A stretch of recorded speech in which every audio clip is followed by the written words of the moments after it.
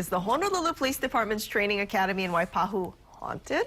Well, some say it is. Yeah, on this Halloween night, the department has allowed us to share another video, the unexplained paranormal experiences of a former security guard. During the day, it's a pretty busy place with all the officers, training staff, and recruits on campus. But once the sun goes down, oh, this place is totally different. It's dark, no traffic, no pedestrians, nothing. And that's when strange things start to happen. That's why I hate coming here at night. But believe it or not, the HPD has overnight security guards to keep an eye on this place. One of them is a friend of mine named Tony. Well, one night, as he was doing his building checks, he heard a sound like wood clanking together. Now, no one was supposed to be here that night, so he went to go check it out. As he passed the K-9 building, he could hear the dogs going nuts in the kennels, running around, barking, kicking their food dishes, so he knew he wasn't the only one who could hear it. When he got near the SWAT house, the noise got louder and louder. As he looked at the building, he noticed that all the wooden shutters were opening and closing repeatedly, but there was no one standing next to the windows working the shutters. What's more, it was a windless night, so the wind wasn't blowing the shutters either.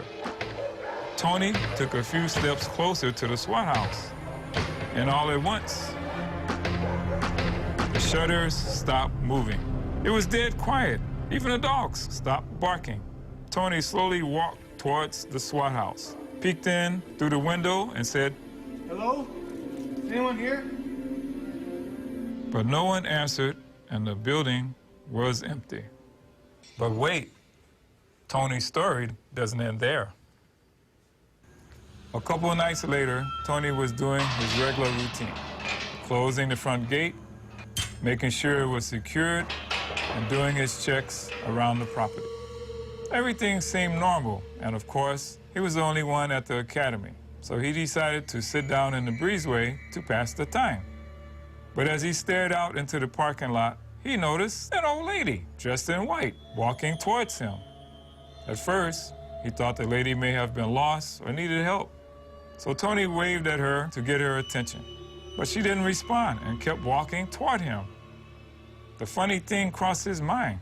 He didn't hear the gate open, so how did she get in?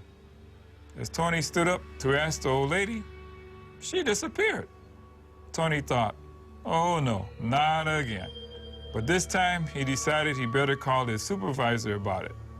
So he turned, and guess who's standing there? Yep, the lady in white. And guess what? She starts slowly walking towards him, eyes fixed and staring at him.